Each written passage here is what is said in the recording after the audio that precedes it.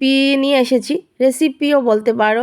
আর আমার সকালবেলা কিভাবে শুরু হয় বা আমরা কি খাই কি বানাই, তো সেটা তোমাদের সাথে শেয়ার করার জন্য এই ভিডিওটা তোমাদের সাথে শেয়ার করছি। তো প্রথমে আমি কি করেছি, একটা থালাতে কিছু শাক বের করে নিচ্ছি মুঠো থেকে খোলে।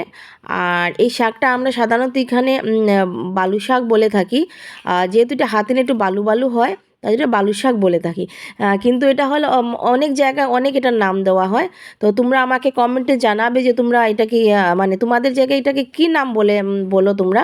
তো অবশ্যই আমাকে কমেন্টে জানাবে, তাহলে আমারও জানা থাকবে যে দু তিনটা ভিন্ন নাম আমি জেনে নেব। তো এই যে দেখতে পাচ্ছ তোমরা, মানে আমি পুরো মুঠো থেকে পুরোটা নেইনি, আমি মানে কিছুটা নিয়েছি, অর্ধেকটা নিয়েছি, আর বাকিটা আমার রাখা আছে। তো যেহেতু আমি শাক মানে ভাজি বানাবো না, অন্য একটা জিনিস বানাবো, তো ওটা তো তোমরা দেখতেই পারবে কি বানাবো, এখন বলছি না। তো সেটা সাসপেন্সই থাক, ভালো লাগবে, তো তাই বলিনি। তো এইদিকে দেখো তোমরা, আমি শাকগুলো পরিষ্কার করে নিয়েছি একটা থালাতে। আর এতটুকু আমি যা বানাবো এতটুকুই আমার যথেষ্ট আমার কাজের জন্য। তো এই বাস এইটুকুই হয়েছে। তো এখন এগুলোকে ধুয়ে টুয়ে পরিষ্কার করে নেব। আর তারপর এগুলোকে বাকি আমার মানে বাকি উপকরণগুলো সাজিয়ে তারপর এগুলো দিয়ে কাজ শুরু করব। তো এটাকে ছোটো ছোটো করে কেটে নিয়েছি, এটা আরও ছোটো ছোটো করা যায়, বাট আমি এইভাবে এতটুকুই করেছি। তোমরা চাইলে আরও ছোটো ছোটো করতে পারো। আর আমি অ্যাকচুয়ালি বেশি ছোটো করতে পারি না, এতটুকুই পারি আমি। হ্যাঁ, আর আমি তো বটি দিয়ে কাটতেও পারি না, আমার যা কিছু কাটার সব আমি চাকু দিয়েই কাটি। তো এটা দিয়ে আমার সহজ লাগে, বা এটা দিয়ে আমি এতটুকুই পারি, তো বাস এতটুকুই করেছি। তো এগুলো কাটার পর তারপর নেক্সট আমাদের শুরু হবে। এই দিক দিয়ে আমি যেটা মানে আলুটা রেখেছিলাম ইয়েতে, চুলাতে দিয়েছিলাম, এটাকে চেক করলাম যে হ্যাঁ এটা তো হয়ে গেছে মোটামুটি, দুটো সিটি আগেই মানে লাগানো হয়েছে। তো ওই দিকটা এটা মানে বন্ধ করে রাখবো আমি। আর এইদিকে শাকটা দিয়ে কি করি সেটা দেখা যাক। তো এই যা শাক ছিল আমি একটা মানে একটা পাত্রতে নিয়ে নিয়েছি। আর এখানে কিছু জিনিস মিক্স করব, একদম মানে সাধারণ জিনিস, কোনো মানে এক্সট্রা কিছু নয়। তো এখানে কিছু আমি আটা দিয়ে দিচ্ছি আমাদের ঘরের। আমরা তো নর্মালি মানে ইয়ে আটা ইউজ করি, এটাকে কি বলে যে আশীর্বাদ আটা। তোমরা যা কিছু আটা ইউজ করতে, আমার নামটাই মনে হচ্ছে না, আমি ভুলেই গেছি নামটা। তো এই আটাটা দিয়েছি। তো এটা কিন্তু আবার ময়দা দিয়ে বানানো যায় না, ঠিক আছে, এটা আটা দিয়ে বানানো হয়, ময়দা কখনো মানে ট্রাই করবে না তোমরা। তো এখানে একটু নুন দিয়ে দিয়েছি স্বাদ মতো, নুনটা না দিলে মানে একটু টেস্টটা অন্যরকম হবে। তো আর জেনারেলি প্লেন রুটিতেও আমরা তো নুন দিয়েই থাকি, তো এইখানেও অল্প নুন দিয়ে দিয়েছি। এখন এখানে জল অ্যাড করে এটাকে একটা ডো বানিয়ে নেব, একটা সফটভাবে ডো বানিয়ে নেব। আর অ্যাকচুয়ালি ভাত রান্না তো খুব ইজি, কুকারে বসিয়ে দিলেই বা সিটি দুটো দিয়ে দিলেই ভাত হয়ে গেল, বাট রুটিগুলো পরোটা কিছু বানানো হলে তো অনেক সময় লাগে। তো এই দেখতে পাচ্ছ তোমরা, জল টল দিয়ে মোটামুটি আমি একটা ভালো ডো বানিয়ে নিয়েছি। আর এখন এই ডোটা আমি আমার কাজে লাগাবো। তো এই দিক দিয়ে আমার প্রেশার কুকারটা খোলা হয়নি, এখন খুললাম, দেখি না হয়ে গেছে, আমার আলুটাও এই দিক দিয়ে সিদ্ধ হয়ে গেছে। তো এগুলো এখন নামিয়ে একটু ঠান্ডা করে তারপর এগুলো ছিলকাগুলো ছিলে এটা রেডি করে নেব। তো ওই দিক দিয়ে একটা প্লেটে আমি আলুগুলো বের করে নিচ্ছি।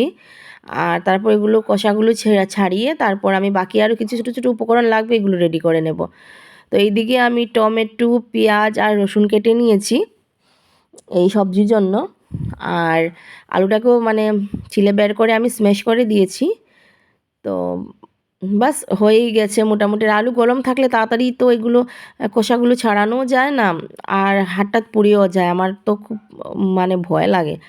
এই দিয়ে কড়াইটা চাপিয়ে দিলাম আমি, আর তেল দিয়ে দিচ্ছি এখানে।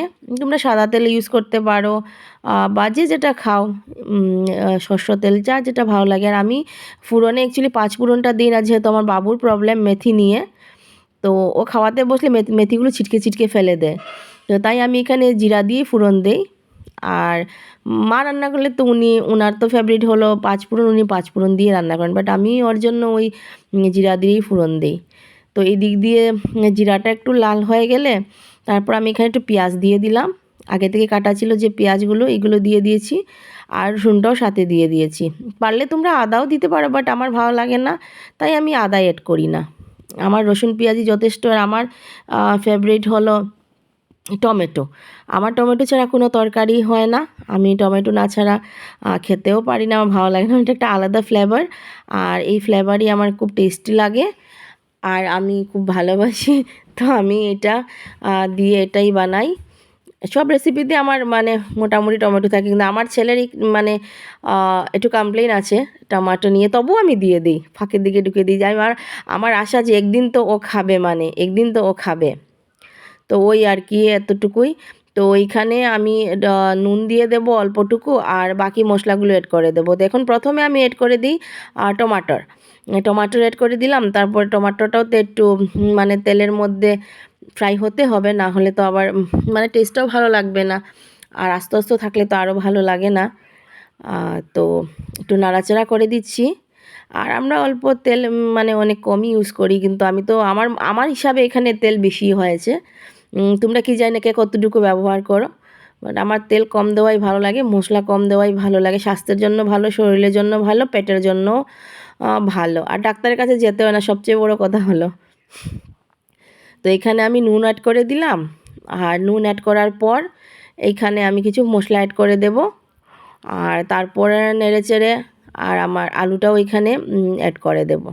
ঠিক আছে, তো বাস আর বেশিক্ষণ না, আমার খাবার রেডি হয়ে যাবে। খাবার বলতে কি, ব্রেকফাস্ট, সকালবেলার খাবার। তো ওই আর কি। তো আমি সকালবেলা বেশি তেল টেল খাওয়া পছন্দ করি না। এই দিক দিয়ে আমি একটু হলুদ এড করে দিলাম, আর সাথে অল্প দিয়ে দেব আমি মানে গুঁড়ো যেটা মানে লঙ্কা হয়, গুঁড়ো লঙ্কা, সেটাও আমি প্রেফার করি না, কিন্তু কখনো কখনো ঘরে কেউ আসলে দিতে হয় কালারটার জন্য। তো কালারটার জন্য আমি কাশ্মীরি লাল মির্চটাই এড করি। আর তোমরা দেখতেই পাচ্ছ আমি অনেক অল্প মানে পাউডারটা দিয়েছি। আমি দিতে একদম আমার মনই চায় না। আমি ভাবি যত মানে খাওয়াতেই সব রোগ, আর খাওয়া যত হেলদি হবে তত শরীরটা ভালো থাকবে। তো এই দিক দিয়ে হয়ে গেছে আমার। এখন আলুটা দিয়ে দিচ্ছি।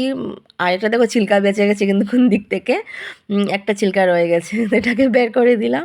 আমার অ্যাকচুয়ালি না এই যে ছিলকা টিলকা ছিলে ছোটো ছোটো কাজ আমার খুব বিরক্তিকর লাগে, কিন্তু অ্যাকচুয়ালি যা বিরক্তিকর লাগে তাই করতে হয়। এখন তো করতে হ্যাবিট হয়ে গেছে, এখন আর কিছু মনে হয় না। তো এই দিক দিয়ে আলুটা মোটামুটি নাড়াচাড়া করে দিয়েছি, হয়ে যাচ্ছে। এইদিকে কী করেছি, আমার যেটা পরাটা বানাবো এটাকে, তো আমার পরাটাটা রেডি করে দিচ্ছি। ঠিক আছে, এটা এই শাক দিয়েও হয়, অনেক ধরনের শাক দিয়েও হয়, আমরা পালক শাক দিয়েও বানাই, বাট আমার ঘরে পালক শাকটা কম হয়, আমি খাই না একটু প্রবলেমের জন্য।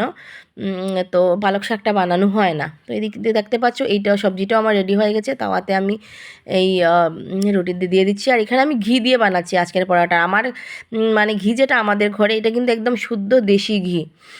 এটা একদম হ্যাঁ, এটা কিন্তু কোনো ব্র্যান্ডের না, একদম ঘরে বানানো দেশি ঘি।